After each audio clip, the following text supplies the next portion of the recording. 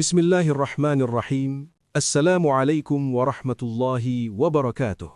Saudaraku umat Islam yang saya muliakan, kita lanjutkan pembahasan mengenai masalah bid'ah ini, di mana di antara ulama, di antara ustadz, atau di antara profesor, doktor, doktorandus, di antara kiai dan lain sebagainya, masih ada terus mencoba menolak atau mencari jawaban-jawaban untuk tidak menerima masalah-masalah bid'ah dalam akidah dan ibadah dibicarakan atau dibahas. Di mana mereka terus mencari contoh-contoh atau argumentasi di mana di antara mereka tetap atau terus mencoba menolak atau tidak menerima apa-apa perbuatan atau amalan ibadah atau akidah yang kita contohkan telah terjebak kepada perbuatan bid'ah, sesat. Di bawah ini kita bahas agar lebih jelas mana yang benar. Oleh Dr. Arifin Siregar. Pembahasan. Contoh pertama. Di antara mereka ulama atau ustaz, di mana mengatakan, Al-Quran yang sekarang dibuat dalam bentuk kitab, adalah di masa Nabi dulu tidak ada. Maka berarti pembuatan Al-Quran yang sekarang disebut, atau dituduh sebagai perbuatan bid'ah, sesat. Untuk ini, kita jawab, adalah penulisan Al-Quran dalam bentuk kertas dahulu memang tidak ada, tetapi ditulis pada kulit-kulit atau tulang-tulang unta dan lain sebagainya.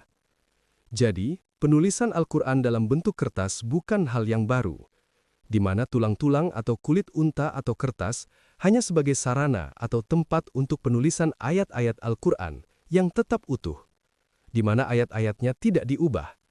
Tetapi, bila merubah ayat Al-Quran, itu baru disebut bid'ah dan sesat. Contoh kedua, menggunakan pengeras suara atau mikrofon ketika sholat mereka tuduh berbuatan bid'ah dan sesat.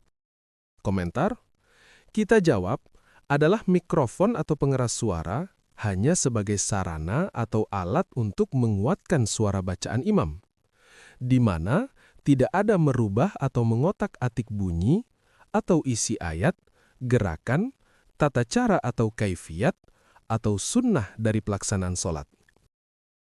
Begitu juga pemakaian sajadah. Dahulu tidak ada memakai sajadah ketika sholat, tetapi sekarang sholat memakai sajadah. Adalah semuanya itu hanyalah sarana untuk lebih jelasnya bacaan imam atau bersihnya tempat melaksanakan sholat. Jadi hanya sebagai sarana, di mana tidak merubah kaifiat atau tata cara pelaksanaan sholat. Jadi tidak terjebak bid'ah dan sesat. Contoh ketiga, dulu di zaman Nabi SAW, untuk menyembelih kurban digunakan onta. Kemudian mereka menuduh kenapa sekarang kurban di Indonesia menggunakan lembu. Dengan menuduh apakah itu tidak merupakan bid'ah sesat, kita jawab adalah onta atau lembu itu hanya sarana untuk melakukan kurban, di mana yang menjadi ibadah kurban yang dijaga adalah kaifiatnya, tata caranya, petunjuknya di mana harus menggunakan hewan, misalnya menyembelih lembu atau onta untuk 7 orang, dan dilakukan hanya pada hari raya kurban atau Idul Adha. Hal inilah yang tidak boleh dirubah atau dikotak-katik.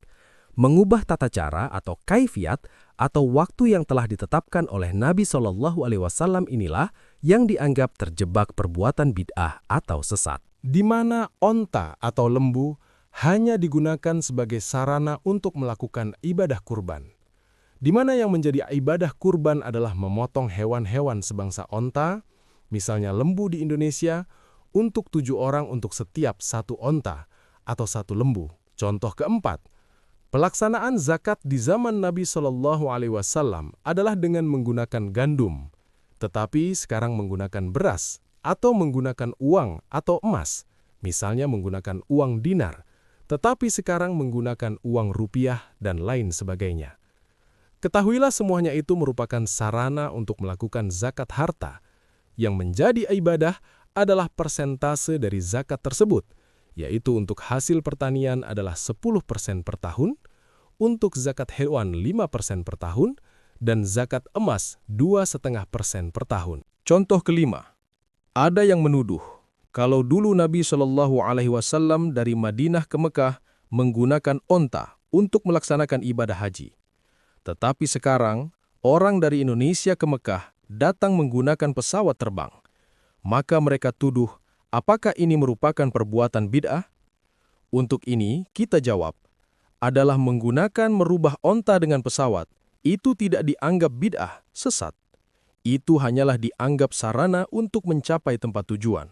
Jadi tidak terjebak bid'ah sesat. Karena itu adalah masalah keduniaan atau muamalah. Tetapi bila melaksanakan ibadah haji dianggap selesai hanya dengan mengupahkan, itu baru dianggap bid'ah dan sesat.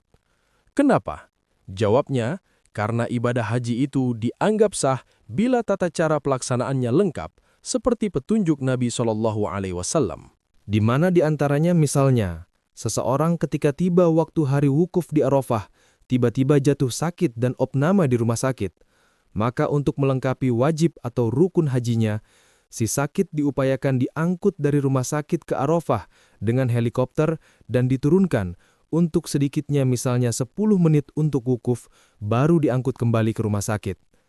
Karena wukuf di Arafah merupakan rukun atau wajib sahnya ibadah haji, maka tidak melaksanakannya tentu tidak sah. Kemudian juga dipertanyakan, bagaimana bisa sah ibadah haji seseorang tanpa wukuf di Arafah, tetapi hanya dengan mengupahkan kepada seseorang untuk melaksanakan ibadah hajinya ke Mekah?